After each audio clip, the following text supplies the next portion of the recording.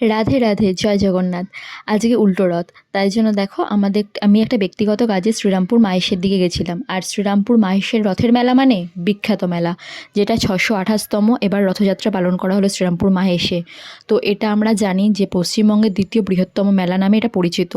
তো সেখানে দেখো ঢুকেই দেখি ছোট্ট সুন্দর একটা গোপুসোনা বসে রয়েছে। তারপর ভিতরে যত ঢুকলাম দেখলাম আরও অনেক গোপুসোনারা মিষ্টি মিষ্টি মুখ নিয়ে তারা ওখানে বসে রয়েছে।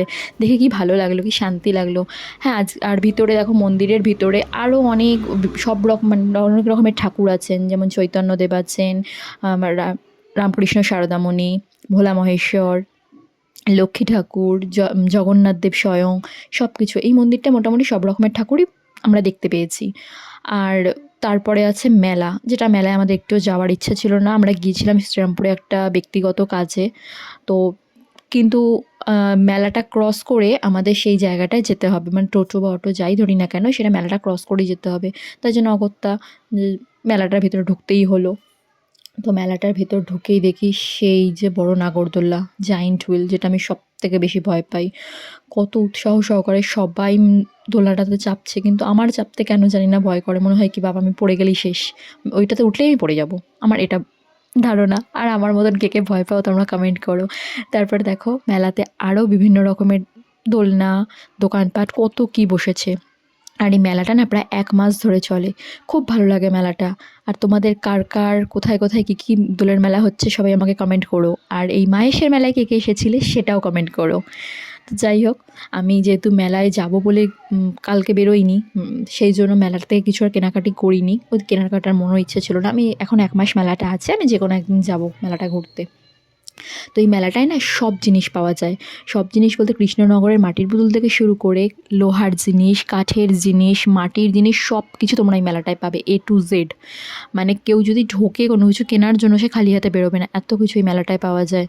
আর মেলাটায় দেখো কি সুন্দর সুন্দর মানে ডেকোরেশনের জিনিসও পাওয়া যাচ্ছে। 100 টাকা করে সেলে যে স্লিং ব্যাগগুলো বিক্রি হচ্ছিলো, বাট আমার কালকে নেওয়ার মেন্টালিটি ছিল না বলে আমি নিইনি। আর হচ্ছে কাচের চুড়ি, ও মাই গড কি সুন্দর সুন্দর কাচের চুড়ি কালেকশন, দারুণ লেগেছে আমার, দুর্দান্ত লেগেছে। তোমরা কে কাচের চুড়ি পরতে ভালোবাসো কমেন্ট করো কিন্তু। তারপর হচ্ছে এই দেখো কত সুন্দর জিনিস আছে। তারপর একটা জায়গা দেখলাম না ঘর সাজানোর জিনিস, ডেকোরেশন করার জন্য, দেখো ভিডিওতে দেখতে পাবে।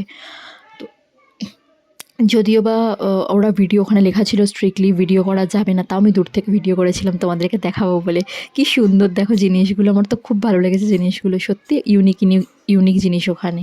তো যাই হোক, সব কিছু ক্রস করে সব দেখে টেখে মোটামুটি যেটুকু যা দেখার দেখে, সব তো দেখা যায় না, ভালোও লাগছিল না, দেখে টেখে বেরোলাম। বেরিয়ে আমাদের টোটো অটো ধরতে হবে, সেরম জায়গায় আসলাম। দেখলাম হ্যাঁ একটু পিছন দিকটা ফাঁকা মতন হয়েছে। তারপর কিছু দূর আসার পর দেখলাম এক জায়গায় জিলিপি ভাজছে। তো রথে জিলিপি খাবো না, এটা হতে পারে?